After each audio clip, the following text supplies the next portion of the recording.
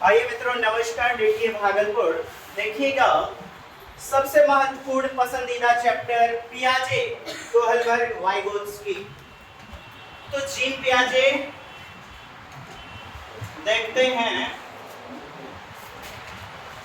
आप जानते हैं जीन पियाजे और वाइगोत्स्की की यदि हम बात करें तो दोनों में फर्क कितना साहब बताइएगा। जीन पियाजे क्या कहते हैं? पहले आती है विचार, पहले थॉट, और फिर उसके बाद आती है भाषा, लैंग्वेज। अर्थात बोलिएगा, पियाजे कहते हैं विचार भाषा को निर्देशित करती है। विचार का भारी प्रभाव पड़ता है भाषा पर। अर्थात विचार विकसित होने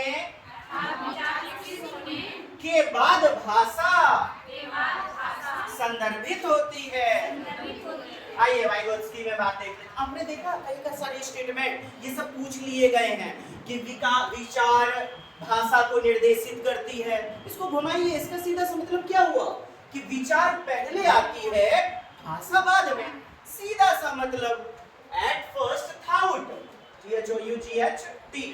first thought, after it language, according to Jean William Fritz पियाजे, स्विट्जरलैंड के मनोवैज्ञानिक, और अकॉर्डिंग टू लेव सेम्योनोविच वाइगोत्स्की, रशियन मनोवैज्ञानिक, रूस के, कहते हैं ना हो पियाजे चाचू, तू ना गलती है बात बोलते हैं। पहले भाषा आएगी तब ना, पहले भाषा तब आएगा विचार।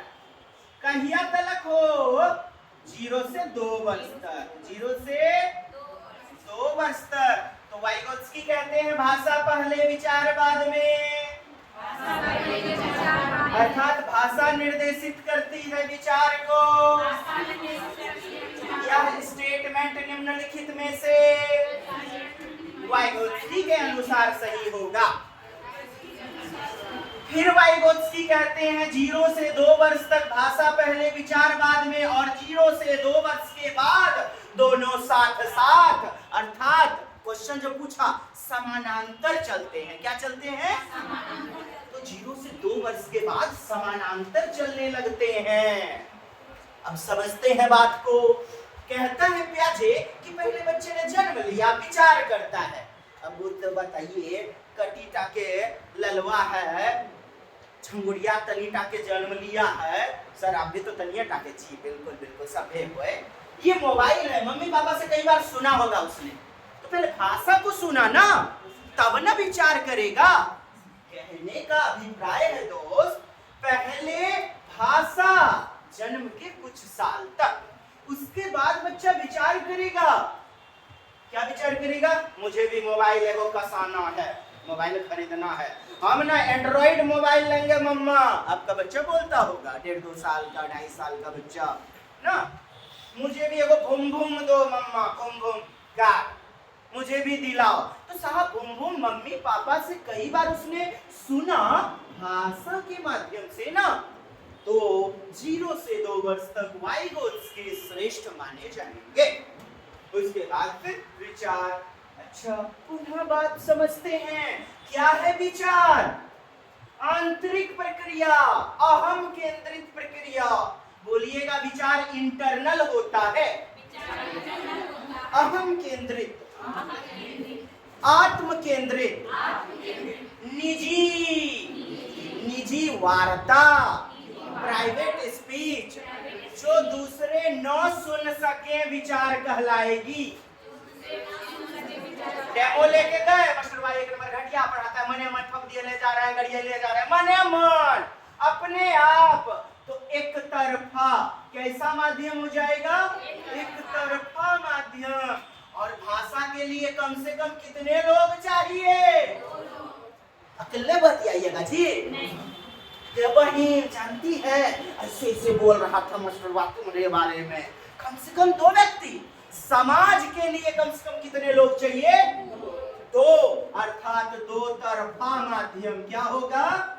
दो तरफा माध्यम क्या होगा? लैंग्वेज दो तरफा होगा। बोलिएगा, दो तरफा अर्थात बाह्य केंद्रित। कैसा? बाह्य केंद्रित, एक्सटर्नल। कैसा होगा लैंग्वेज जी? एक्सटर्नल। और इंटरनल यानी अंतः केंद्रित, अंतः क्रियान्वित विचार होगा। विचार अंतः क्रियान्वित। आपने विचार और भाषा को भी समझ लिया। आइए गुत्थी को और आगे बढ़ाते हैं। अब देखें, पियाजे के बारे में आप जान रहे, 4 संज्ञानात्मक विकास की अवस्थाएं देंगे ये। और संज्ञानात्मक बोले तो वो अधिक माने के कपाड़ों के भेजा के संज्ञान का, कॉग्निशन का, इंटेलेक्चुअल का किस प्रकार डेवलप होता है 4 चरण में प्रस्तुत किया। और चारों चरण में अलग अलग विशेषताएं, चारों चरण में अलग अलग विशेषताएं।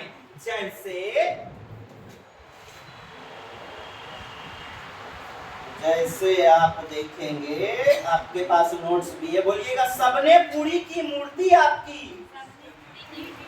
सबने पूरी की मूर्ति आपकी। किसकी मूर्ति? आपकी। हम अभी जिंदे हैं फिर भी। बोलिएगा, सबने संवेदी प्रेरक अवस्था 0 से 2 वर्ष। पूरी पूर्व संक्रियात्मक अवस्था, प्री ऑपरेशनल स्टेज, पूर्व संक्रियात्मक अवस्था। उम्र बताइए?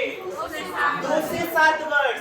और यदि हम हरलॉक में चले जाएंगे, यही 2 से 6 वर्ष नहीं आ जाएगा, 2 से 6 वर्ष। खैर समझिएगा बाद में, अभी पहले देख लेते हैं। सबने पूरी की मूर्ति आपकी। जो सर तू ट्रिक देले है, एकर मतलब की हुआ? मतलब वो चारों सीरीज आराम से याद कर लीजिए।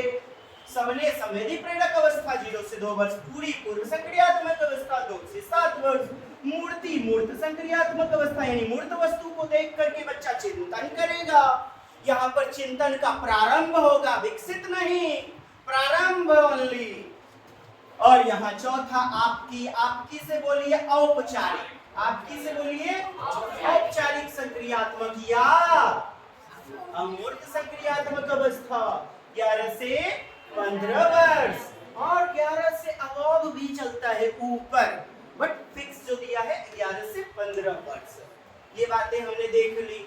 आइए इंग्लिश में याद रखिए, क्योंकि इसी को बोल दिया जाता है सेंसरी मोटर संवेदी गामक अवस्था, गामक अवस्था, इंद्रिय गामक अवस्था। कितना लोचा है। इंग्लिश याद कीजिए। Sensory motor stage, sensory motor stage, pre operational stage, pre operational stage, concrete operational stage. Concrete मतलब ठोस या मूर्त या स्थूल वस्तु। बोलिएगा, कंक्रीट मतलब ठोस या मूर्त या स्थूल वस्तु। आगे चौथा में फॉर्मल। बोलिए, formal operational stage, formal operational stage, abstract operational stage. अर्थात एब्स्ट्रैक्ट मतलब अमूर्त होता है। क्या होता है? अमूर्त चीजें जो आप देख नहीं पा रहे हैं। बोलिएगा, कंक्रीट मतलब मूर्त, ज्ञात, स्थूल, ठोस। ये हमारे पेट देख पा रहे हैं आप, ये है कंक्रीट मूर्त। क्या है? मूर्त। कच्चा खाना हम दबैले हैं, पाचन तंत्र की क्रियाएं आप नग्न आंखों से देख पा रहे हैं। अमूर्त चीजें हैं। बात बुझे माया? अमूर्त चीजें हैं साहब। यानी बच्चा भेजे के अंदर तरह तरह की संक्रियाएं कर लेता है। रास्ता में जा रहा है कोई लट्टूसिया माँ या लट्टूसवा के पापा, रास्ता में देखते ये यानी उसके अंदर की गतिविधि को भी चिंतन करने लगते हैं। यही तो अमूर्त चीजें हैं। इसी को अज्ञात बोलेंगे, इसी को सूक्ष्म बोलेंगे। क्या बोलेंगे? सूक्ष्म। अमूर्त मतलब सूक्ष्म होता है। अमूर्त मतलब बोलिएगा सूक्ष्म।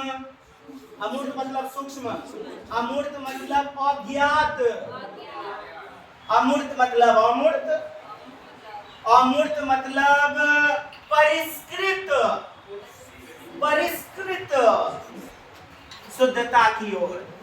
अब यह बोलिए कि अमूर्त चिंतन में तार्किक क्रियाएं विकसित हो जाती हैं चौथी अवस्था में। किस अवस्था में?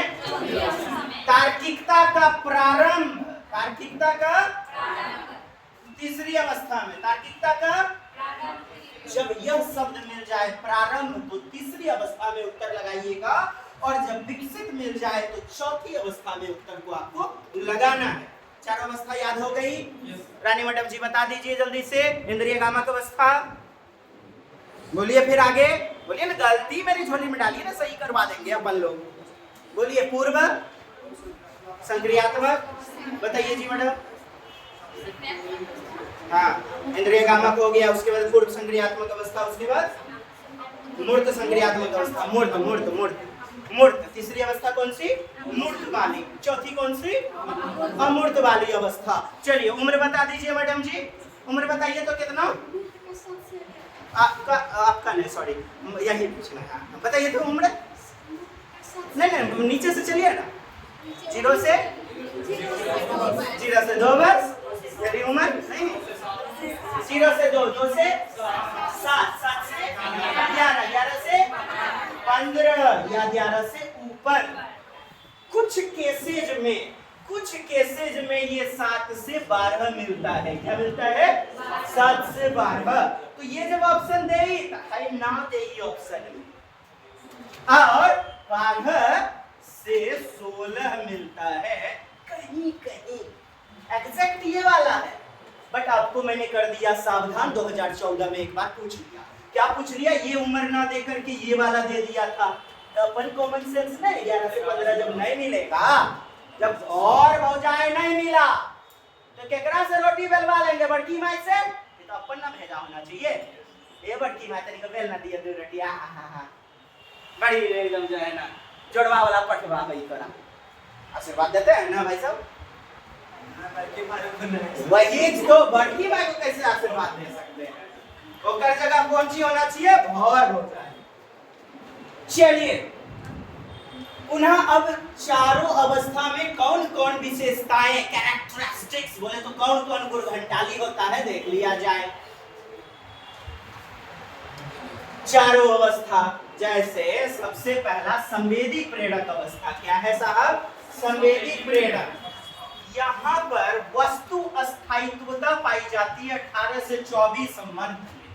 18 से 24 मंथ ये उम्र पूछ लिया था। वस्तु अस्थायित्वता पाई जाती है कितना महीना?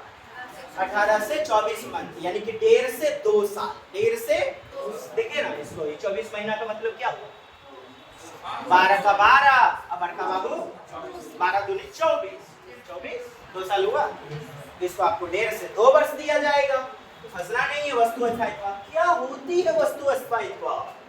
वस्तु अस्थायित्वता बोले तो ऑब्जेक्ट का, कोई भी मटेरियल का, खिलौना, झुनझुना, टॉय। बच्चा क्रेडल में है, हाथ से गिर गया, तब तक रोते रहेगा जब तक झुनझुना उठा के हाथ में नहीं दे दीजिएगा। ऐसा होता है? कोई चीजें गिर गई या हाथ से फेंकाते हुए दूर चल गई, तो बेड सीट को खींचता है बच्चा, खींचता है, और खींचते हुए अपने टॉय को प्राप्त कर लेता है।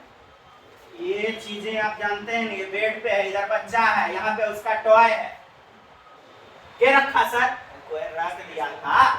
बेड सीट है, बेड खींचते खींचते खींचते किसी तरह टॉय को प्राप्त कर लेता है। और आपने उदाहरण समझा कि क्रेडल में, पालने में यदि बच्चा है, खिलौना गिर गया तब तक रोता रहेगा जब तक उठा के दे नहीं दीजिए। फिर तीसरा उदाहरण समझिए। मम्मा आंखों से ओझल हो गई, मदर जो है आंखों से ओझल हो गई, किचन चली गई थी खाना बनाने, बच्चा अचानक जगा, मम्मा को नहीं देखा, रोना शुरू होता है। ऐसा रोना शुरू। तो वस्तुएं आंखों के सामने न होने के बाद भी दृष्टि पटल पर अस्थाई रूप से, दृष्टि पटल पर अस्थाई रूप से बने होने का गुण, बने होने का गुण क्या कहलाता है? वस्तु अस्थायित्वता। शायद नहीं समझे, देखते हैं। तो देखिए, वस्तु अस्थायित्वता जो है ना साहब, मतलब वस्तुओं का परमानेंट, क्या? वस्तुओं का परमानेंट, वस्तु का अस्थायित्वता का बोध होना, वस्तु का परमानेंट यानी अस्थायी होने का भाव, स्वभाव 18 से 24 माह के दौरान जब बच्चा अपने दिमाग में वस्तुओं की छाप यानी प्रिंट बनाना शुरू कर देता है तो यह वस्तु अस्थायित्वता कहलाती है। इसके कारण बच्चा छिपी हुई वस्तुओं को ढूंढ निकालने में, कई बार पूछ लिया है ना ये चीज, छिपी हुई वस्तुओं को ढूंढ निकाला निम्नलिखित में क्या प्रकट करता है? तो वस्तु अस्थायित्वता, कैपेबल। और यह भी पूछ लिया गया छिपी वस्तुओं को ढूंढ निकाल लेने का भाव प्याजे की कौन सी संज्ञानात्मक अवस्था में विद्यमान होती है? तो पहली अवस्था सेंसरी मोटर स्टेज, संवेदी गामक अवस्था, कैपेबल हो जाता है। उदाहरण, यदि आप एक खिलौने को कपड़े के नीचे छुपा देते हैं, यह भी स्टेटमेंट डायरेक्ट आ चुका है, छुपा देते हैं तो बच्चे को यह पता होता है कि कपड़े के नीचे खिलौना है और वह कपड़े को, मतलब पता होता है। कैसे पता होता है? पहले खिलौने को देखा, दृष्टि पटल पर अस्थायी रूप से चित्र का छप जाना, छाप एक प्रकार का उस वस्तु का दिमाग में, यही तो है साहब वस्तु अस्थायित्वता, अस्थायित्वता कहलाता है। इसके कारण बच्चा छिपी हुई, ठीक है, देखिए कपड़े को हटा करके उसे ढूंढ लेता है। तो ये प्रश्न आया हुआ है आपका, बेडशीट वगैरह खींच लेता है, कपड़े को खींचना शुरू कर देता है, क्या भाव प्रकट हो रहा है? वस्तु अस्थायित्वता। यानी आंखों से ओझल होने के बाद भी वस्तु या मम्मा, माँ का चित्र दृष्टि पटल पर बने रहने का गुण क्या कहलाता है? वस्तु अस्थायित्वता। संवेदी प्रेरक अवस्था की विशेषताएं, कई बार प्रश्न आए हुए हैं छप करके। इस अवस्था में बच्चा अपनी संवेदी प्रेरक, 5 प्रकार के सेंस ऑर्गन्स होते हैं, 5 प्रकार के सेंस ऑर्गन्स, आंख, नाक, कान, मुंह, त्वचा, स्किन। घुड़कल गया बच्चा, आयरन में सट गया, पता चला अब बेटा नहीं सटेगे है, तोरा गरम नामक कोई चीज है आयरन से, दोबारा बच्चा फिर सटता है आयरन में। या चूल्ही के पास जो जाता था, या बर्फ गया किसी तरह फ्रिज में हाथ डाल दिया, कैसे गरजता है, क्राइंग करता है। तो उसमें त्वचा के माध्यम से जाना, वस्तु का ठंडा होना, वस्तु का गर्म होना। तो यहाँ संज्ञान कैसे विकसित हुआ? किस चीज से? बोलिएगा, आंख, नाक, कान, मुंह, त्वचा, 5 प्रकार के संवेदी अंग 0 से 2 वर्ष में इनके माध्यम से पपड़िया, संज्ञान, बौद्धिकता, इंटेलेक्चुअलिटी, कॉग्निशन विकसित होता है। तो से महसूस करना सीखता है, किससे? संवेदी प्रेरक अंगों से महसूस करना सीखता है। दूसरा, बच्चों में वस्तु अस्थायित्व उत्पन्न होता है। इस अवस्था में बच्चा वस्तुओं की पहचान करना सीखता है, चीज को पकड़ना सीखता है, चीजों को, किसी भी चीज को क्या करता है? पकड़ लेता है।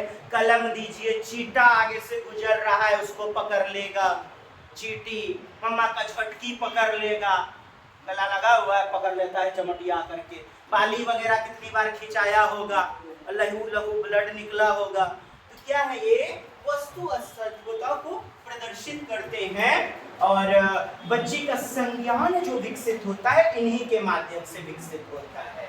ये 5 प्रकार के संवेदी अंग देखते हैं। बच्चे किसी वस्तु को मुंह में डालकर, कुछ भी मुंह में डालकर चूसना, मतलब कुछ भी मिलेगा, ईंटा, पत्थर, मक्खी, या फिर वहां पर रखा हुआ चींटी गुजर रहा होगा, उठा के मुंह में डाल देगा।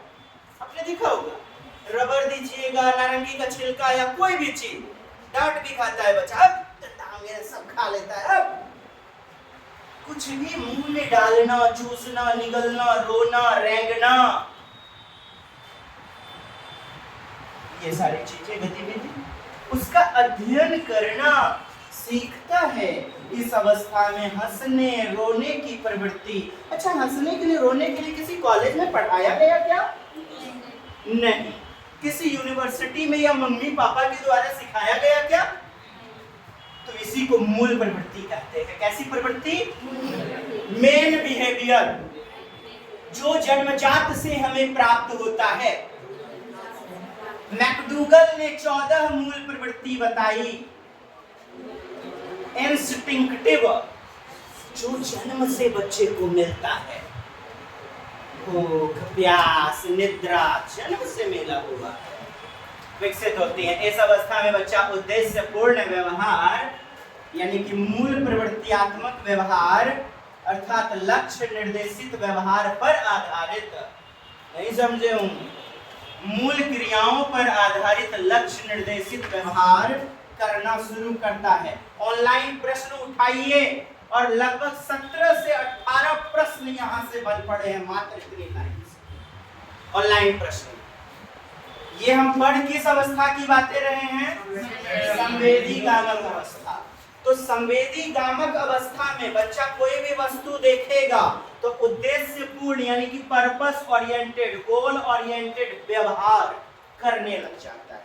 गोल ओरिएंटेड व्यवहार करने लग जाता है। मूल प्रवृत्तियात्मक व्यवहार या इसी का दूसरा नाम लक्ष्य निर्देशित व्यवहार या इसी का दूसरा नाम मूल क्रियाओं पर आधारित लक्ष्य निर्देशित व्यवहार। अब सुनिए, ये तो हो गया संवेदी में, और छुच्चा चुच्ची मिलेगा लक्ष्य निर्देशित व्यवहार, तो वो जाएगा पूर्व संक्रियात्मक अवस्था, दूसरी वाली पूर्व संक्रियात्मक अवस्था।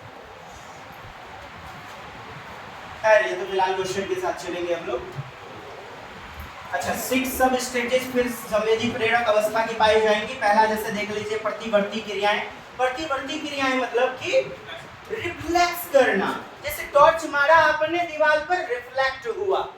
बच्चे को ठेंगा दिखाए, बच्चा भी आपको ठेंगवा दिखाया।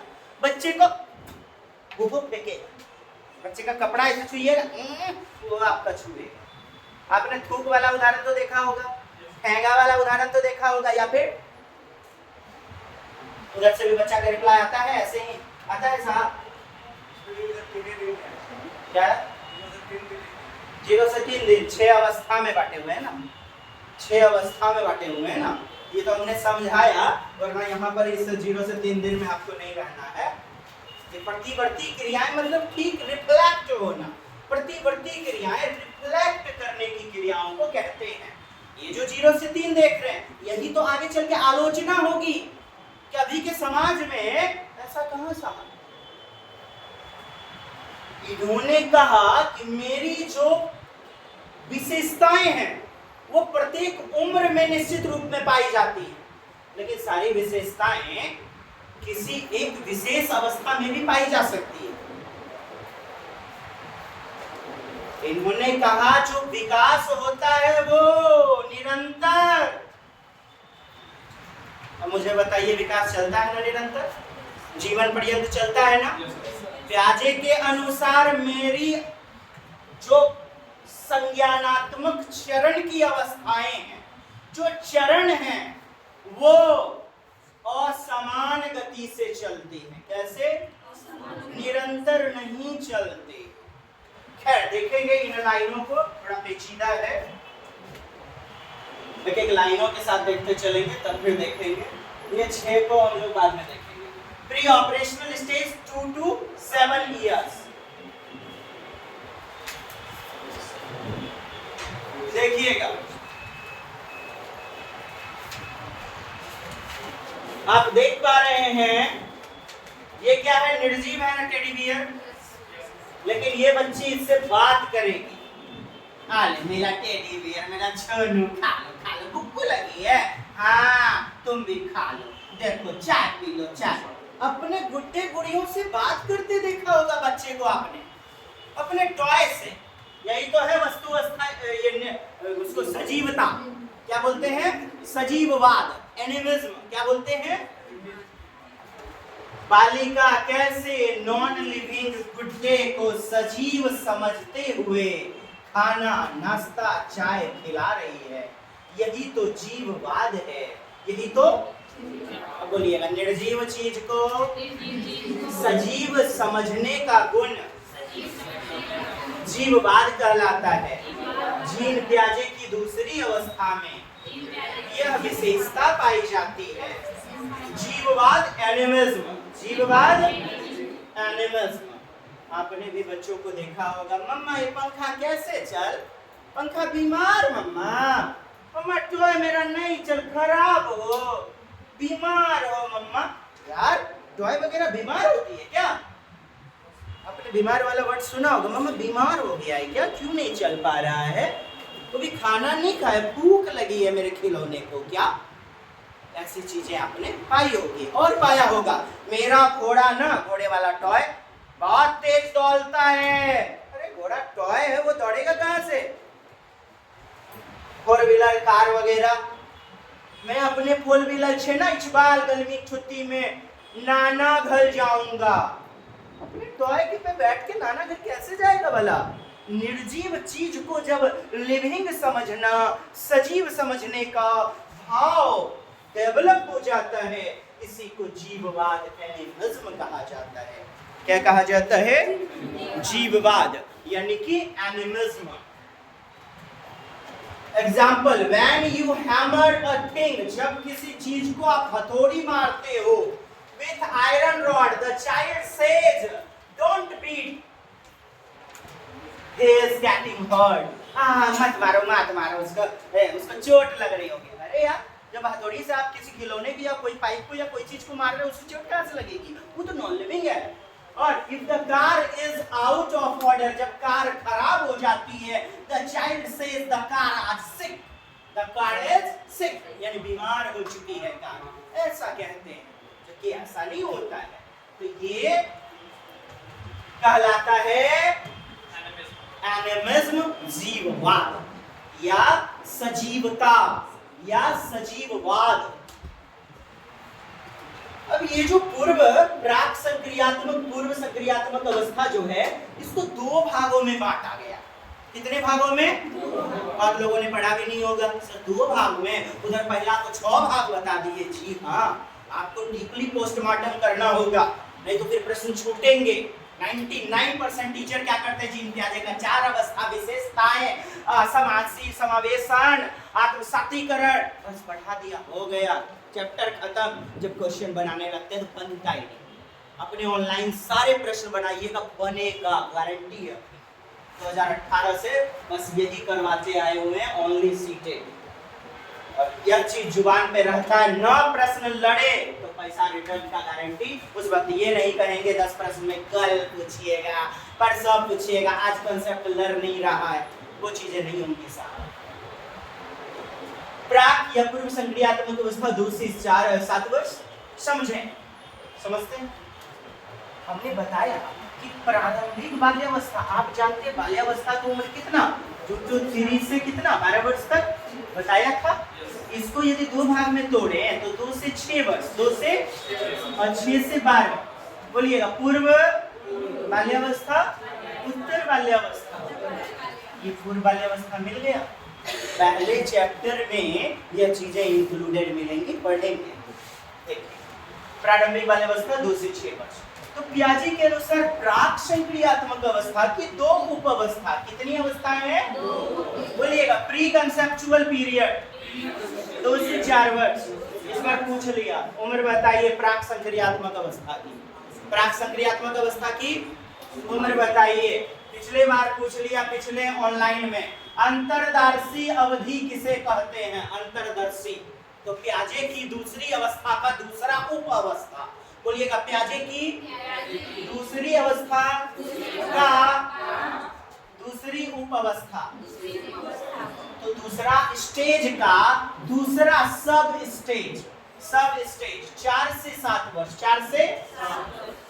बोलिएगा, पूर्व संक्रियात्मक अवस्था 2 से 7 वर्ष एकरा तोड़ दै छियै कोन चीज 2 से 4 वर्ष आ 4 से 7 वर्ष बुझ गेलियै अहाँ 2 से 4 वर्ष आ 4 से 7 वर्ष याद हुआ बोलिएगा प्राक संप्रेत्यात्मक अवस्था प्री कंसेप्चुअल स्टेज बोलिएगा 4 से 7 वर्ष इंट्यूटिव पीरियड अंतर्दर्शी समझ विकसित होने लग जाती है अंतर्दर्शी इंट्यूटिव पीरियड आइए अब 2 से 4 को इधर समझ लें फिर उसके बाद आगे हम लोग समझेंगे इस ऑनलाइन में और पिछले ऑनलाइन में काफी ज्यादा पूछा गया कि प्राक संप्रेत्यात्मक अवस्था की उम्र निम्नलिखित में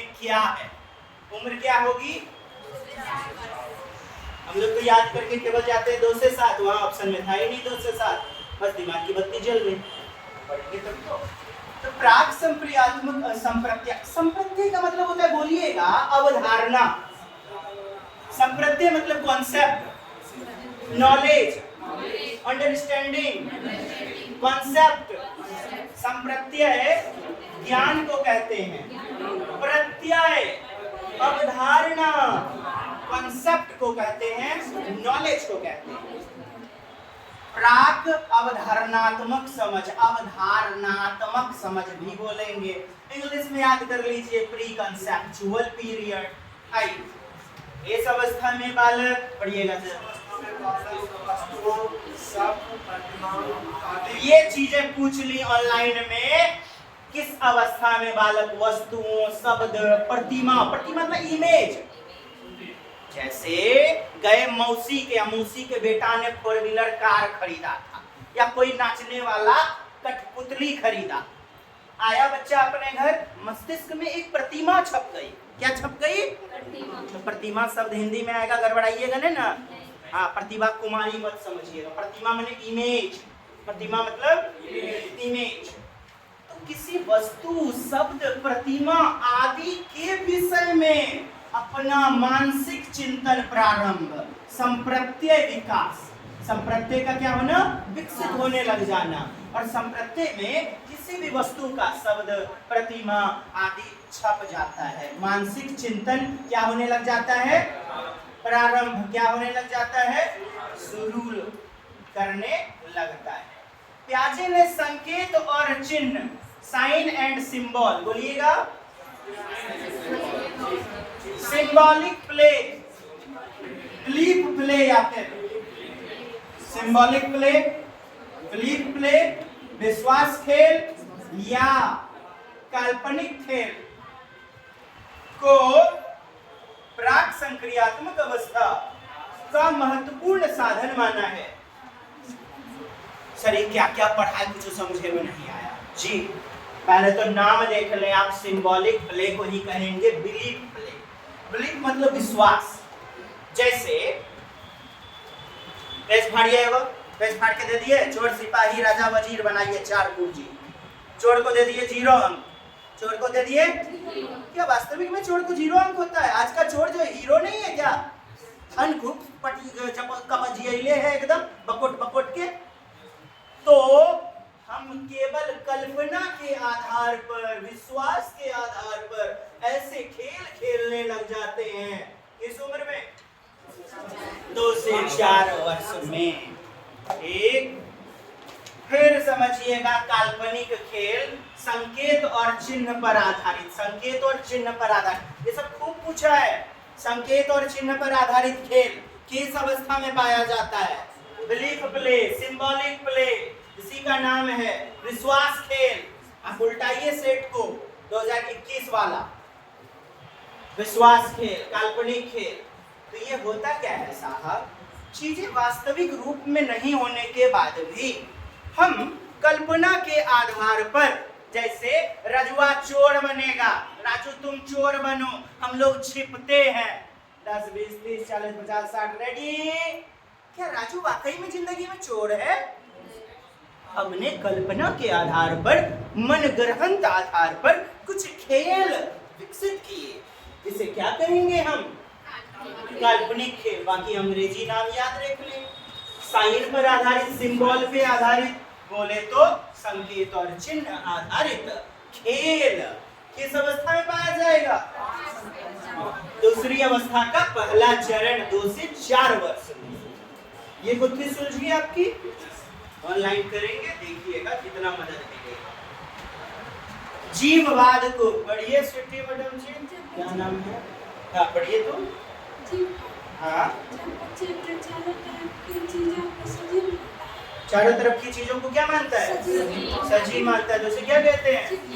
सजीवाद कहते हैं। अवस्था में बच्चा निर्जीव वस्तु को सजीव, निर्जीव वस्तु को सजीव मानता है। उदाहरण, जब आप किसी लोहे की चीज को हथौड़े से मारते हो तो बच्चा बोलता है कि मत मारो, उसे दर्द हो रहा होगा। जब गाड़ी खराब है तो बच्चा बोलता है कि गाड़ी बीमार पड़ चुकी है।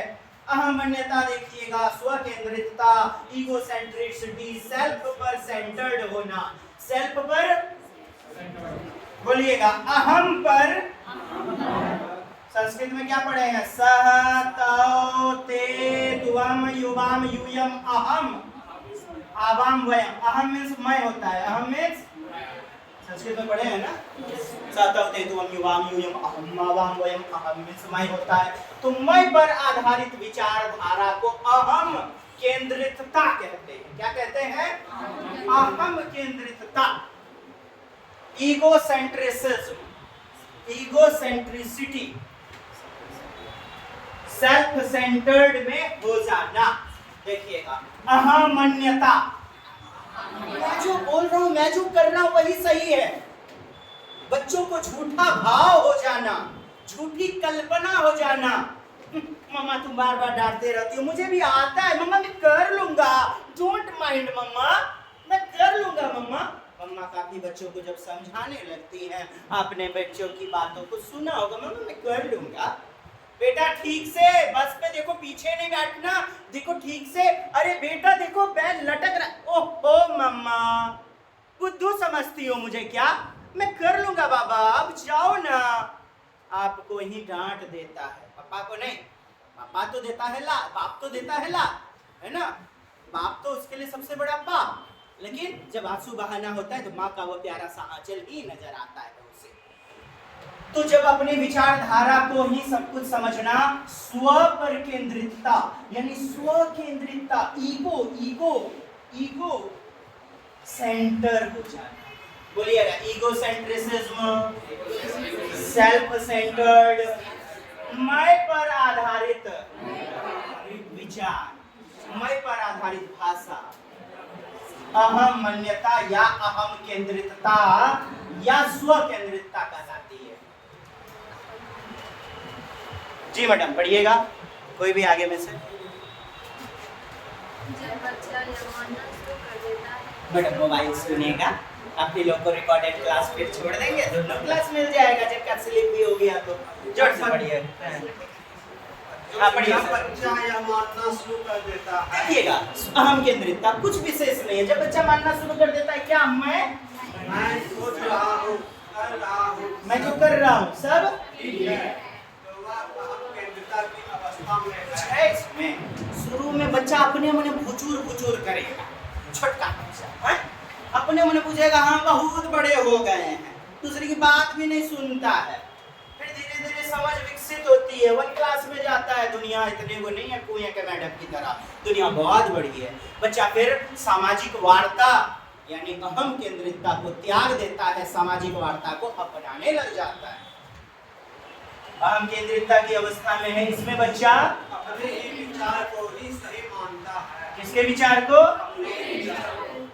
यही तो अलग वास्तविकता के साथ तुलना नहीं कर पाता। क्या देखा आपने? अलग वास्तविकता के साथ, ओरिजिनलिटी के साथ तुलना नहीं कर पाता है। इसी को अहम केंद्रितता कहते हैं। उदाहरण के लिए, जब राम के पापा ने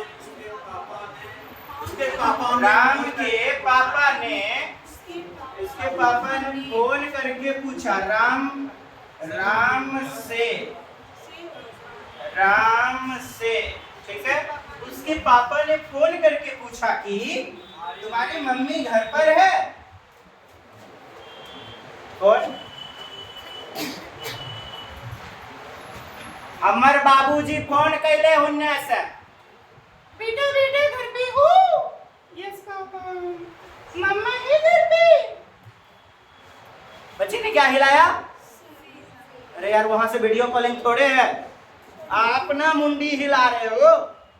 हाँ उसे लग रहा है मैं जो बोला वो सही बोला, आप नहीं समझे कुछ लोग। उधर लाइन पे कौन है जो आपको देख नहीं पा रहे हैं, केवल सुन पा रहे हैं, तो मुंडी कौन सी हिला रहे हैं, बोलिए उसको। हाँ मुंह से बोलिएगा, इससे भी कि थूथनों में हिलाइए।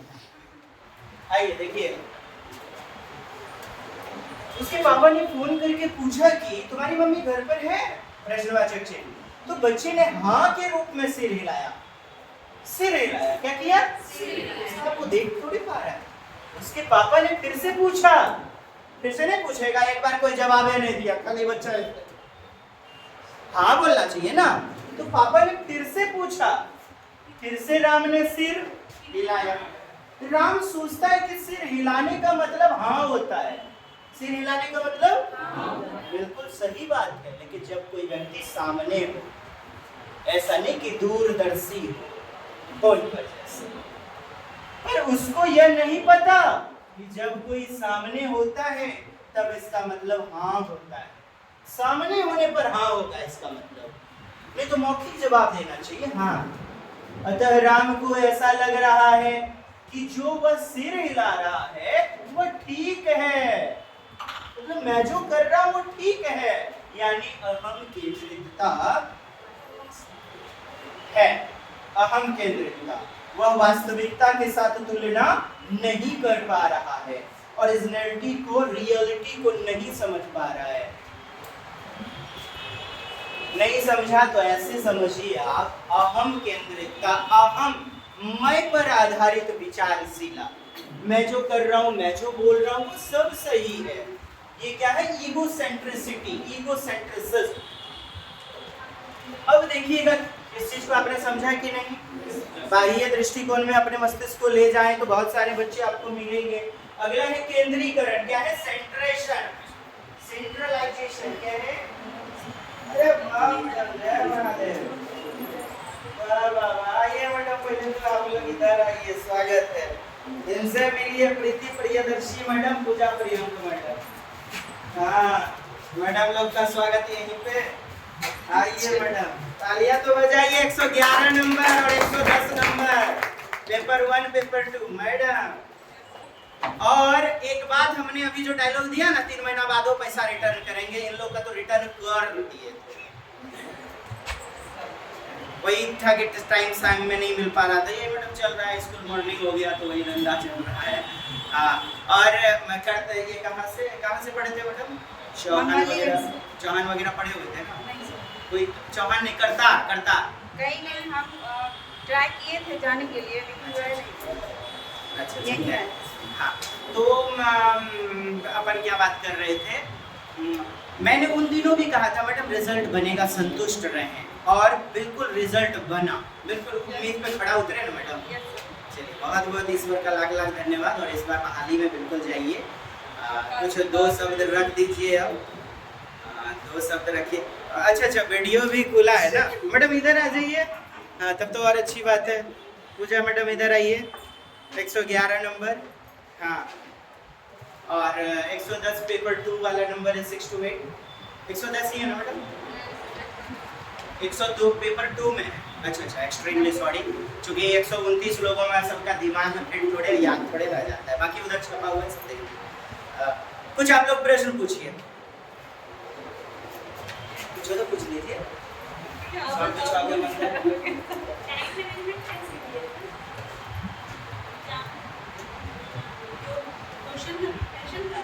हम सर के पास जो पढ़ते थे ना वही मतलब ध्यान दे के पढ़ते थे। घर में तो घर संभालना, 2 बाबू था, एक 6 महीने का था, उसको देखते थे।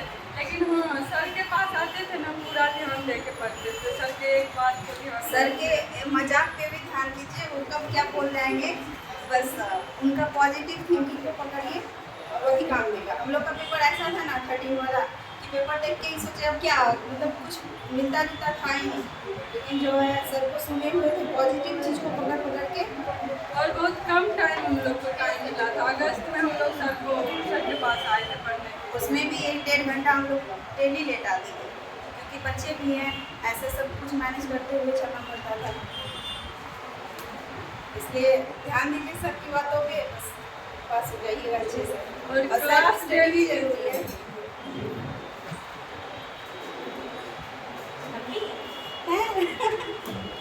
हाँ फिर से नहीं पढ़ा हो चुकी है कितना।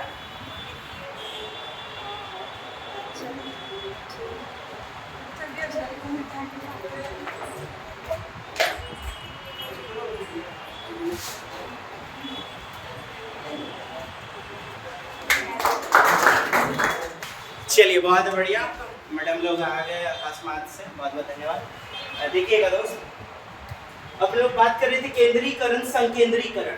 जब बच्चा किसी एक पक्ष को, एक केंद्र को देखेगा, जैसे एक ग्लोब ये बड़ा वाला, एक ग्लोब यहाँ छोटा वाला रख दीजिए, एक ग्लोब छोटा वाला रख दीजिए, या छोटा वाला क्या, इससे क्लियर नहीं होगा।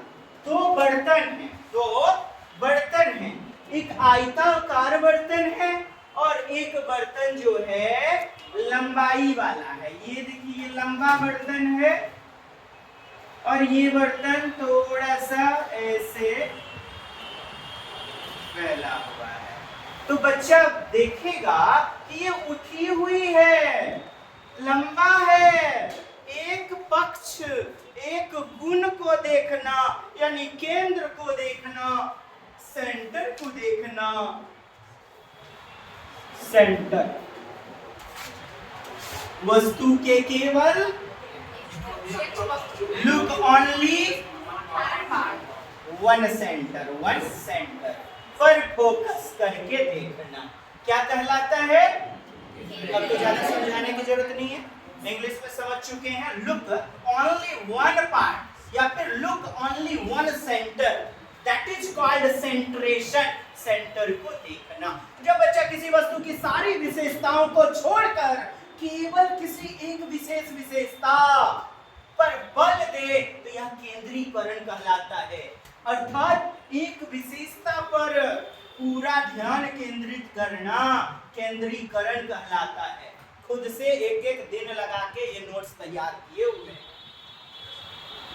यह विकेंद्रीकरण डिसेंट्रेशन का उल्टा है, विपरीत है। किसका उल्टा है? विकेंद्रण में बोलिएगा विकेंद्रीकरण सारे पक्ष को देखेगा, लंबाई, चौड़ाई, ऊंचाई, हर गुण को देखेगा। यह विकेंद्रण तीसरी अवस्था में पाया जाता है। रुई रखा हुआ है बहुत बड़ी मात्रा में और लोहा रखा हुआ है, तो बच्चा बोलेगा रुई का वजन ज्यादा है। किसका वजन ज्यादा है? जबकि लोहे का होगा ना ज्यादा। वो केवल दोनों बराबर हम नहीं दिए थे मैडम। हाँ, ऐसा कुछ नहीं है। हम रुई इतना सारा दे दिए और इतना सारा लोहा रख दिए। ठीक, 2-4 केजी 5 केजी का लोहा का आप देखेंगे घनत्व, लोहा का घनत्व क्या होगा? डेंसिटी ज्यादा होगी, है ना। यानी आपस में जकड़ियालो रहे के गुण, डेंसिटी, घनत्व। खैर, अपन बात कर रहे थे, ये प्रश्न आपने देखा होगा, 2 बर्तन रखे हुए हैं। बच्चा जो लंबे वाले बर्तन को ज्यादा बड़ा बताता है तो मतलब वह केंद्रीकरण के गुण में है। किस अवस्था में? तो दूसरी अवस्था में पाया जाता है, ये याद रखें। और विकेंद्रण तीसरी अवस्था में पाया जाता है। वस्तुओं संख्याओं को उलटना पलटना नहीं सीखता, अतः इस अवस्था को हम अपलटावी अवस्था यानी अनुत्क्रमणशीलता मतलब नॉट रिवर्स नहीं कर पाना, क्या लिखा गया है? 7 - 4 7 - 2। बच्चे का उम्र आप देख पा रहे हैं 2 से 4 वर्ष। केंद्रीकरण 2 को हिसाब दे दिए, ललटुसवा को, नन्ही को, छठवा को 2 का हिसाब बनाने दिए।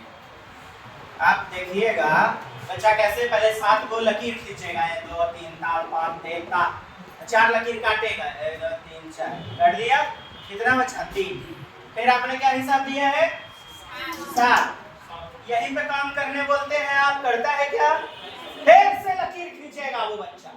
इस पे कहिएगा कि नूनू यहीं में 2 लकीर काट देना, वो झर्रा जाता है, फंस जाता है।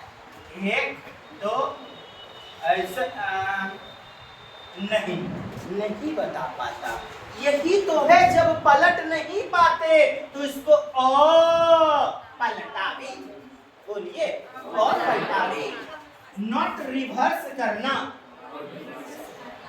उत्क्रमणशील बोलिए, उत्क्रमित विद्यालय, जहां पर बच्चे अपने मन के अनुसार कार्य कर पाए, उत्क्रमित विद्यालय।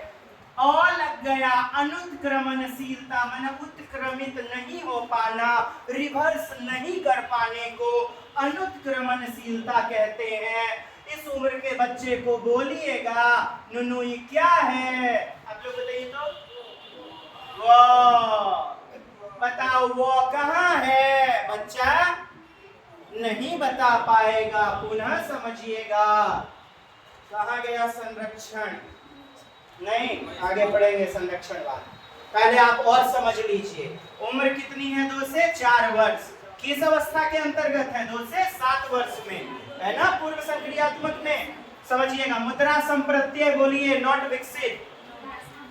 Money concept, currency concept, not developed.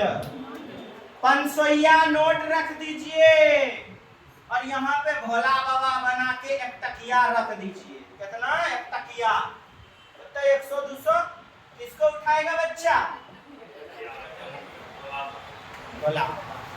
मतलब मनी करेंसी, करेंसी का कॉन्सेप्ट नॉट डेवलप, इसी को कहेंगे मुद्रा संप्रत्यय, माने अवधारणा अविकसित। क्या बोलेंगे? अविकसित। अब फिर बोलिए, लंबाई अविकसित, दूरी, भार अविकसित। लंबाई का उदाहरण समझिए, इस उम्र का बच्चा यदि किड्स प्ले जाएगा, जाते वक्त मम्मा को दुख, मम्मा बहुत बड़ी दूरा स्कूल, उधर से जब घंटी बजेगी ना, टन टन टन टन टन टन, बढ़िया चट्टी उठाएगा, चट्टी चट्टी चट्टी गैया दूध वाले, उधर से उसकी लंबाई घट जाती है। बच्चों में दिखेंगे, वहां पैर नहीं दुखता है लौटते वक्त।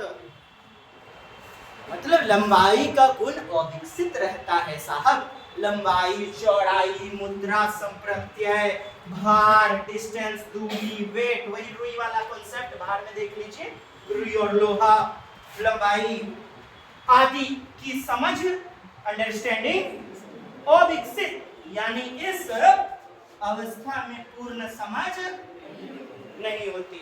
ये कॉन्सेप्ट आपने समझ लिया, ये कॉन्सेप्ट समझ लिया, और आप ऑनलाइन उठाइए, खूब आया, खूब प्रश्न आए हुए हैं। दिए हैं एग्जाम? कुछ लोग को छोड़ के बाकी लोग तो दिए हैं ना? मिला है केंद्रीकरण और पलटावी वगैरह मिला होगा। चलिए, आज तो पूरा नहीं कर पाएंगे, रहने देते हैं इसको। इसको देख लीजिए, अंतर्दर्शी अवस्था, 4 से 7 वर्ष। इस अवस्था में बच्चा जोड़ना, घटाना, गुना करना कुछ हद तक सीख लेता है। क्या? कुछ हद तक। अरे वाह, जय महादेव। आइए 121 नंबर ज्योति मैडम, आइए पहले आप इधर विराजिए। हाँ, पीटीसी फुलवड़िया मैडम के लिए जोरदार तालियां। 121 हमारे बैच में काफी सजग और अपने टेस्ट सीरीज के प्रति ईमानदार, काफी बेहतरीन व्यवहारिकता। मेरी तरफ से भी तालियों के साथ स्वागत। सब आ जाए मैडम, बहुत बढ़िया। कुछ मिठाई कल के परसों के लिए रहने देते हैं।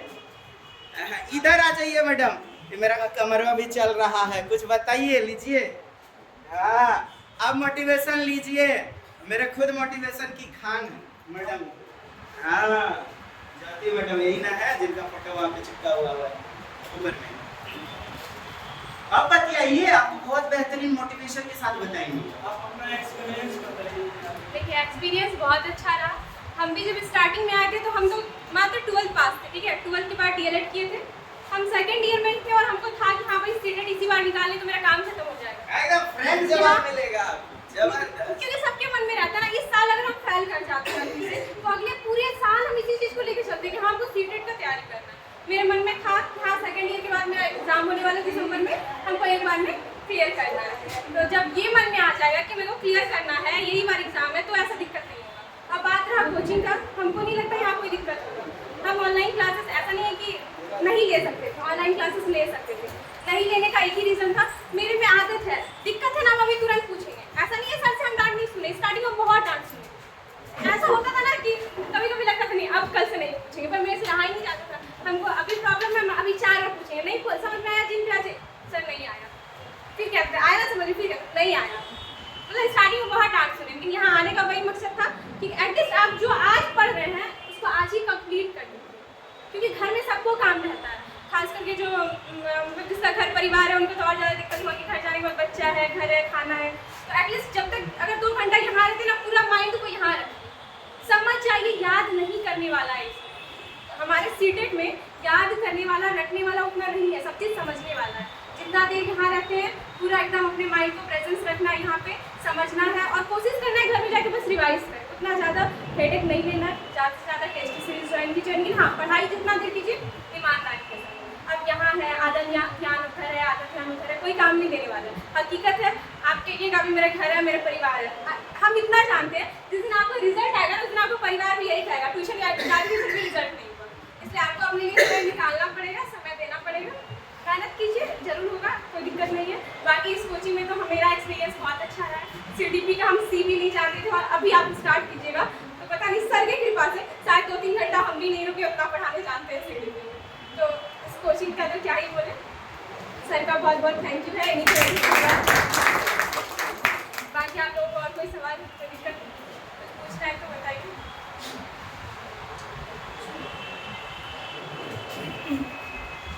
मैडम ने बहुत लंबी चौड़ी बातें दे दी। देखिए अभी जो है ना इनसे पूछिए अभी आप बैठ के कर क्या रही हैं। बहुत सारे लोग YouTube भी देख रहे होंगे। मैं कहना चाहूँगा आप अपने समय को, जैसे सीटेट पास कर लिया, घर पे मत बैठिए, KVS की तैयारी करें, उसके लिए अध्ययन मंत्रा वगैरह। अपने यहाँ तो कोई भी बेस्ट वाली चीज़ें नहीं है, ठीक है। आप YouTube चैनल का प्रयोग करें और आप में खुद निखार है। इंटरव्यू से पहले रिटर्न, उसके लिए आपको तरह तरह की चीज़ें जो हैं वेबसाइट पर मौजूद है वो करें। और कहाँ फंसे हुए हैं दोस्त, आप सरकारी शिक्षक बनने के बाद भी BPSC का सपना देखो, UPSC का सपना देखो, लेकिन लोग आज जो है अपने आप को सीमित बना लिए। लूसेंट को उल्टा के खा जाओ आप, ये मैं संदेश देना चाहूंगा। आज चूंकि मैडम अकस्मात पहुंच गई, चलिए ठीक है, मेरे लिए मोस्ट प्लीजेंट वाली बात है। बैठना नहीं, अपने मस्तिष्क को जंग मत लगने दो। आप कुछ मत करो जीवन में, कुछ हो या ना हो, लूसेंट पी जाओ। लूसेंट है ना, जनरल नॉलेज आपको हर क्षेत्र में काम देगा। क्या सरकारी शिक्षक यहीं तक बने रहने पर आपका विश्वास है? और आगे तो मैंने सपना बताया हुआ है कैसे ड्रीम पूरा कीजिए। सरकारी नौकरी, सुबह एक परचूनी की दुकान वगैरह, शाम में लिपस्टिक डेंटिंग पेंटिंग की दुकान, 8,000 5,000 पे ढेरों स्टाफ मिलता है। घर के बगल में हो जाती है सरकारी नौकरी साहब, 3 किलोमीटर 5 किलोमीटर, लेकिन पेशेंस के साथ। ऐसा नहीं भर दिया आपने पटना, यूपी के लोग हैं बिहार भर, वो चीज़ें मत कीजिएगा, हो जाता है, आराम से हो जाएगा। तो आप अपने बिजनेस को भी बिल्डअप करें, बढ़ाएं, जीवन में अपने चादर को छोटा ना रखें। जैसे मैडम लोग अभी, और अभी का उम्र जब गुजर जाएगा ना दोबारा नहीं आएगा लौट के। जैसे अभी खुद भी जो है BPSC UPSC वगैरह की तैयारी कर रही हैं और उम्मीद है 2.5 साल के अंदर, 3 साल के अंदर, बिल्कुल ईश्वर से प्रार्थना है होगा होगा होगा। मेहनत करने वालों की कभी हार नहीं होती। साथ में मेडिटेशन जरूर करना है, मेडिटेशन नहीं भूलना है, ध्यान। और एक और बात, समाज में बहुत दिक्कतें आएंगी, झंझटें होंगी, कभी इससे झगड़ा, कभी उससे झगड़ा, उससे टेंशन, कभी मोटरसाइकिल वाला धक्का मार देगा, चाबी मत खोल लेना, कहना ठीक है जाने मालिक, अपना बगल होके निकल जाओ। कभी मत फंसो, मत फंसाओ, केवल हंसो और हंसाओ, क्योंकि एनर्जी लॉस्ट होती है। लेकिन ज्यादा हो जाए तो गला ही काट लीजिए। छोड़ना नहीं है, खाली बोल करके अरे बा, तब तो कमजोर समझ लेगा बुजदिल। लेकिन बर्दाश्त पहले कीजिएगा, खूब माथा झुकाइएगा। किसी ने पत्थर फेंका, बगलिए आ जाइए, कोई बात नहीं, हम रास्ता अपना बना लेंगे। बर्दाश्त कीजिए, जिसने जिसने बर्दाश्त किया है उसने इतिहास रचा है। चाहे आप दशरथ राम मांझी को देख लें, बर्दाश्त, अपने शरीर को बर्दाश्त किया, तपिश को बर्दाश्त किया, पत्थर को तोड़ करके रास्ता निकाल डाला। तो कहने का अभिप्राय यह है, कभी जीवन में रुकना मत और झंझटों में फंसना मत। मनुष्य को सीमित FIR हो गया, 2-4 गो केस मुकदमा, मार दिया कपार कौन भौं के, एगो 200-300 खर्चा करके या फिर ललका पानी दे करके बस जो है टाटा श्री सीताराम करवा दिया। ये सब में 90% लोग फंस जाते हैं, नहीं फंसना है। ये चीजें मत करो दोस्त, ये चीजें करके कितने लोग बर्बाद हो गए हैं। आपको आबाद होके इतिहास रचना है। तो खैर कहना यही है कि झुकते जाओ, झुकते जाओ, झुकते जाओ। जब लगे अब ये तोड़ रहा है, तब तो फिर अगले को तोड़ डालना है। लेकिन उससे पहले मनुष्य की जंग अपने आप से होती है। आप अपने शरीर को मन, वचन, कर्म से मजबूत बनाएं, खुद से लड़ें। बाहर के शत्रु तो दिखावटी हैं, असली युद्ध तो आपकी भूख से होगी, निद्रा से होगी, काम वासना से होगी। और जीत लिया तो आपको कोई रोक नहीं सकता है। अपने आप से युद्ध करना है। चलिए, अपनी बातें तो यहीं पर खत्म होंगी। मैडम से 2 शब्द सुनने और आप लोग प्रश्न पूछिए मैडम से, क्योंकि इन्होंने बात छेड़ा हुआ था, निकल पड़ी बातें क्या कि बस CDP वगैरह तरह तरह की चीजें। खुद का भी प्रयास होता है। जैसे रामनवमी में छुट्टी दी है, अगला दिन बहुत सारे लोग गायब थे, अगले दिन फिर गायब हो गए, तरह तरह की चीजें हैं। तो खैर मैं भी कहा ऐसे क्लास एब्सेंट नहीं करना चाहिए, क्योंकि कितना दिन मान लीजिए अगर जुलाई में होता है तो 2-3 महीने मन से तैयारी करना, और दिसंबर में होता है तो मान लीजिए 6 महीने मन से तैयारी करना। यही 6 महीने के तो बाद है, त्यौहार हर साल आएगा। हम जब अपने टाइम में क्लास करते थे, हम मॉर्निंग में 5 बजे खाना शायद नहीं बना पाते थे, ऐसे निकल जाते थे कुछ खा के। 5 से 5:30 से यहाँ क्लास रहता था, 5:30 से 6:30 8:30 तक यहाँ क्लास होता था। 8:30 के बाद हम कॉलेज जाते थे, कॉलेज करते थे, घर आ जाते। उस समय हम कोचिंग पढ़ाया करते थे, अपना कोचिंग वगैरह पढ़ाते थे, घर 7 बजे पहुँचते थे। लेकिन हाँ, मेरे में था कि अगर हम इस साल मेहनत कर लेते तो मेरा इसी बार सीटेट कंप्लीट हो जाएगा। और शायद उस समय हम मस्ती करते, अरे यार थक जाते हैं, तो अगले साल तैयारी कर लेंगे जब मेरा कॉलेज खत्म हो जाएगा। तो वही हाल रहता, फिर हम भी 1 साल और भी चाहते करते रहते तैयारी करने से। एक और बात मैडम बताइएगा, जैसे कि आए हुए रिजल्ट लेने, एक चीज इनके मुंह से निकलना चाहिए। आप लोग के साथ क्या बोलते थे, आपका रिजल्ट कैसे बनेगा हम पर छोड़ दीजिए, वरना 2018 में 6 बच्चे थे, लोग मिलते नहीं थे, जैसे देखते थे रोड कोई आ जाए, हेलो जी आइए ना सर, 2000 कम कर दे, आइए 1000 दे दीजिए सर। 3-5,000 कितना हम पढ़ाते थे, मतलब वैल्यू ही नहीं थी। लोगों का रिजल्ट देते चलेगा, आज बताना नहीं पड़ता है। अभी आपको लग रहा है टाइम आता है ना, तो जिंदगी हवाले कर दीजिए। इनसे यह पूछिएगा आप लोग कि आपके साथ फ्रॉड भी हुआ, पेमेंट ले लिया गया क्या, 6-7 महीने नहीं पढ़ाया गया, या अन्य चीजें, या किन चीजों का सामना करना पड़ा। जैसे अक्सर कोचिंग में होता है, गए मीठी बातें कर लिए, डेमो तक तो बड़ी अच्छे हैं, पैसा खाली एक बार निकाल ना दीजिए, उसके बाद समझ में आएगा। आप चले जाइए ना, बगल में ही कोचिंग है, आप चले जाइए, बगल में ही कोचिंग सुन रहा है ना, हाँ XYZ वगैरह, आपको समझ में आ जाएगा। लेकिन व्यवहारिकता बाद में भी रहनी चाहिए, पैसा देने के 2 महीने 3 महीने 4 महीने बाद भी। तो ये चीज पूछा जाए, मुद्दे वाली बात। खैर 1-2 मिनट में आप लोग अपने प्रश्नों को सब्जेक्ट से रिलेटेड, सेंस से रिलेटेड किसी से भी पूछ सकते हैं। माइक तक मैं भोग लगा, ठीक हम लोग पर भी मिलेगा बाबा जी अपना माथा के सब पैकेट ये लाइव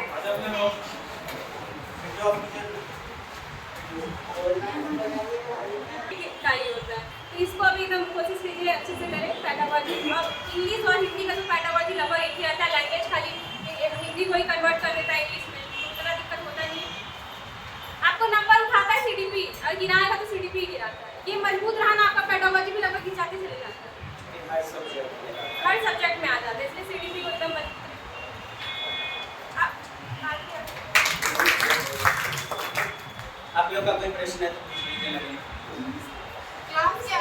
कहाँ टाइम दे पाते थे घर में क्रिकेट की तैयारी में। ठीक है, हम ना दुनिया से कोई मतलब नहीं है, अभी भी हकीकत बताते हैं। हम ना घर में भी हम मेरी मम्मी आने लगी, काम रहता है घर का, खाना भी बना रहा बन गया, कॉल भी करती थी ना कुछ नहीं पढ़ना, अरे पता है जीन प्याजे हैं, 4 अवस्था दिया है, बच्चा इतना सीखते उनके सामने वाले इरिटेट होकर कॉल रखता था, अरे हो गया समझ के तुम बहुत पढ़ी हो। तो मेरे में ऐसा था, तो मुश्किल से हमको भी वही टाइम मिलता है, रात में 1 आध घंटा मिलता है, हम उस 2 चैप्टर को एक बार पढ़े, और ऐसा नहीं मुंह बंद करके, मुंह बंद करके पढ़ने का आदत एकदम जोर से कर, जीन प्याजे विकास वृद्धि, जीन प्याजे विकास वृद्धि, एकदम बोल बोल के पढ़ते हैं, या खुद पे खुद होगा, मतलब कोई भी चीज़ है भाई 2 बार 4 बार पढ़िएगा कि रात में स्टार्ट ही हो जाएगा, ज़्यादा एकदम परेशानी। अब ये चीज़ है, अगर आप आज से डिले करते जाएंगे, अच्छा आज पढ़ाई कल पढ़ लीजिए, आज पढ़े कल याद पक्का कर लेंगे, तो तकलीफ होगा, पूरा हेडेक लगेगा, लेकिन आज का अगर आप आज ही करते जाए तो एकदम दिक्कत नहीं होगा। आप लोग आए, हृदय से धन्यवाद, बहुत बहुत धन्यवाद। ठीक है देवियों, बहुत बहुत धन्यवाद, यूं ही आते रहिए और लक्ष्मी मैया से प्रार्थना कीजिए अपनों जेबों पर लग गए। कुछ बजा दीजिए। चलिए दोस्त, समय का तकाजा यहीं तक, फिर उसके बाद आगे भी चलेंगे हम लोग बाद में फिर कभी। पूर्व सक्रियात्मक अवस्था, हाँ चैप्टर वाइज चलेंगे, उसके बाद फिर स्थूल वाला तीसरा अवस्था, फिर उसके बाद चौथा। अभी तो पिक्चर बाकी है, अभी तो आपको देखना है वाइगोत्स्की देखना है, कोहलबर्ग देखना है, पियाजे का आलोचना देखना है, सामाजिक सांस्कृतिक सिद्धांत रूस का, रसिया का मनोवैज्ञानिक वाइगोत्स्की, लेव सेमेयोनोविच वाइगोत्स्की, रूस के मनोवैज्ञानिक। फिर हम लोग जो है पियाजे और वाइगोत्स्की के सिद्धांत में अंतर देखेंगे। तो भौतिक संसार पर बल दिया किसने? पियाजे ने। और इधर सांस्कृतिक संसार पर बल दिया, यानी कि सामाजिक सांस्कृतिक अंतःक्रिया किसने? वाइगोत्स्की ने। आगे देखेंगे जैविक परिपक्वता पर बल दिया, बायोलॉजिकल मैच्योरेशन, जैविक परिपक्वता यानी कि मुमूर्षा, बायोलॉजिकल मैच्योरिटी यानी कि समाज से जुड़ते हैं बच्चे, भौतिक संसार पे जुड़ते हैं बच्चे, बड़े होते हैं, बड़े होते होते परिपक्वता आती है, मैच्योरिटी आती है, इस प्रकार संज्ञान का विकास होता है पियाजे के द्वारा। जैविक परिपक्वता बल दिया, फिर उसके सामाजिक अनुभव, क्या? सामाजिक सांस्कृतिक उपकरण, टूल्स। अब देखिए कितनी बार ही पूछा जा चुका है आपका, सामाजिक सांस्कृतिक उपकरण, ये देखिए टूल्स पर बल दिया किसने? आपके वाइगोत्स्की महोदय ने। वंशानुक्रम, क्या कहता है? जेनेटिक्स को महत्वपूर्ण माना किसने? पियाजे ने। और वंशानुकरण पर बल न देकर किस पर? सामाजिक सांस्कृतिक अंतःक्रिया पर बल दिया किसने? वाइगोत्स्की ने। देखिए इनके अनुसार विकास निरंतर चलने वाली प्रक्रिया, पियाजे के अनुसार निरंतर चलने वाली प्रक्रिया नहीं है, चरणों में बढ़ता है। यानी इनका जो 4 चरण है, स्टेप्स, न कि निरंतर। बहुत बड़ा पासवर्ड है ये। इनके अनुसार मानसिकता यानी संज्ञानात्मक विकास चरणों में बढ़ता है, न कि निरंतरता। अब देखिए आप, कई सारे YouTube चैनल्स हैं, पूरा का पूरा वीडियो पियाजे वाइगोत्स्की खाता, पता चलेगा ये सब दे लेने हैं। अब पूछा है झोला भर भर के ऑनलाइन में, देखिए ये सब पढ़ाइएगा तब ना। अच्छा, इनके अनुसार वाइगोत्स्की का जीवन पर्यंत चलने वाली प्रक्रिया। आप जानते हैं मरनी के बिछौना तक, यानी वुम्ब टू टुम्ब तक, गर्भ से कब्र तक मनुष्य कुछ ना कुछ सीखता रहता है, अधिगम होते रहता है। तो क्या जीवन पर्यंत नहीं चलेगी? इनसे आप सहमत होंगे? ये कहते हैं चरणों में। ठीक, आइए बढ़िएगा। भौतिक संसार में अपने आप से करके सीखता है, भौतिक संसार फिजिकल वर्ल्ड में। पियाजे के अनुसार जैविक परिपक्वता मैच्योरिटी के कारण सीखता है, जुड़ता है, मैच्योरिटी आती है, जैविक मुमूर्षा जेनेटिक एपिस्टेमोलॉजिस्ट के कारण, मतलब संज्ञानात्मक का विकास हुआ तो वह जैविक है, नहीं तो मुमूर्षा मरा हुआ। ऐसे समझे, वैसे समझने के लिए केवल। इनके अनुसार बच्चे को समाज सिखाता है। कौन सिखाता है? समाज। किनके अनुसार? वाइगोत्स्की। पियाजे बोलिएगा, पहले विकास होता है बाद में अधिगम। पहले बच्चे में बोलिएगा डेवलपमेंट, फिर उसके बाद लर्निंग होता है, अधिगम। अर्थात अधिगम प्रक्रिया विकास प्रक्रिया से पीछे रह जाती है। बोलिएगा, इसको घुमाइए और तोड़िए, समझिए। अधिगम प्रक्रिया विकास विकास प्रक्रिया से पीछे रह जाती है। मतलब अधिगम पीछे, विकास पहले।